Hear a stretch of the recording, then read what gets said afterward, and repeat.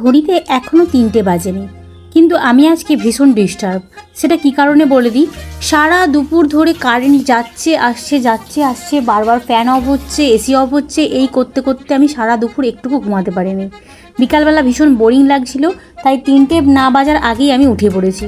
উঠে প্রথম কাজ ছিল সমস্ত জামাকাপড়গুলো তাল পাকিয়ে রেখেছিলাম, যেহেতু ঝোড়ো হাওয়া উঠেছিল সমস্ত কিছু তুলে এনে এইখানে রেখেছিলাম।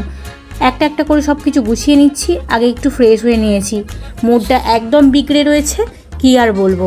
সব কিছু গুছিয়ে নিয়ে নিচ থেকে বাসনগুলোও তুলে নিয়ে এসেছি, নিয়ে এসে ওপরে রাখা আছে এলোথেলোভাবে, সেগুলোকেও গুছিয়ে নিচ্ছি।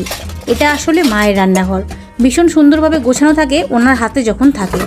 আমি গোছাই ওই না গোছালে নয় যেমনভাবে আর কি, মায়ের মতো করে পারি না। মা এত সুন্দর গুছিয়ে রাখে নিজের সমস্ত জিনিসগুলো, আমি একটু এলোথেলো করতে বেশি পছন্দ করি, আর মা একটু বেশি গোছানো। আজকে মা সেন্টার থেকে ফিরে আসার সময় আমার জন্য কয়েকটা মানি প্ল্যান্টের গাছ এনে দিয়েছিল। আমি নিয়ে এসেছিলাম বেশ কিছু, অল্প মতন ছিল আমার কাছে, কিন্তু বেশ সুন্দর লাগছিল দেখে টেবিলের মধ্যে। মা আজকে সেন্টার থেকে আসার পথে কোথাও একটা থেকে নিয়ে এসেছে, তো আমি সেগুলোকে নিয়ে ব্যস্ত হয়ে পড়েছি। সুন্দর করে গাছগুলোকে ধুয়ে বসিয়ে দেবো টেবিলের মধ্যে। বেশ সুন্দর দেখতে লাগে, কিন্তু অল্প একটু জল দিলেই বেশ সুন্দর তাজা থাকে, আর সুন্দর সুন্দর পাতা বের হয় এখান থেকে। তো সেইগুলোকে নিয়েই ব্যস্ত হয়ে পড়েছি আর কি। দুটো টবের মধ্যে আলাদা করে 2 জায়গায় করে আলাদা করে দিচ্ছি। সবাই বলে এসি চললে রুমের মধ্যে নাকি অল্প একটা জায়গায় জল রাখতে হয়, তাতে নাকি স্কিনটা যে ড্রাই হয়ে যায় তাতে নাকি কম হবে। আমার কিন্তু বেশ চুল বলো স্কিন বলো ড্রাই হয়ে যায় এসির মধ্যে থাকলে।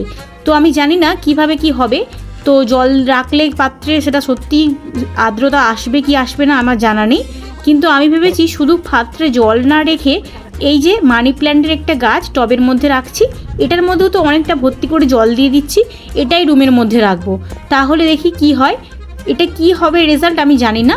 যদি ঠিকঠাক রেজাল্ট আমি এখান থেকে পেয়ে থাকি তোমাদেরকে অবশ্যই বলবো। তো তারপরে একটু খিদে পেয়ে গিয়েছিল, যেহেতু সকাল সকাল ভাত খাই আমি, তাই জন্য বিকালবেলা বসে গেছি ম্যাগি করতে। সচরাচর আমি কোনো রকমভাবে এরকম ফাস্টফুড খাই না, ম্যাগি চাউমিন মনে হয় কবে খেয়েছি ভুলে গেছি, প্রায় বছরখানেক আগে। কিন্তু আজকে খেয়েছি, ভাই নিয়ে এসেছিলো 1-2 প্যাকেট ওদের জন্য, তো ওখান থেকেই আমি 1 প্যাকেট নিয়ে ভাবলাম যে আমি খাবো। তাও আবার এই 5 টাকার ম্যাগি আমি গোটা খেতে পারিনি, হাফ খেয়েছিলাম, হাফ ওদের দিয়ে দিয়েছিলাম। ম্যাগিটা বানিয়ে খেয়ে কিছুক্ষণ বসে ফোন ঘাটাঘাটি করলাম। আজকের মতো টাটা, দেখা হচ্ছে পরের মিনি ব্লগে।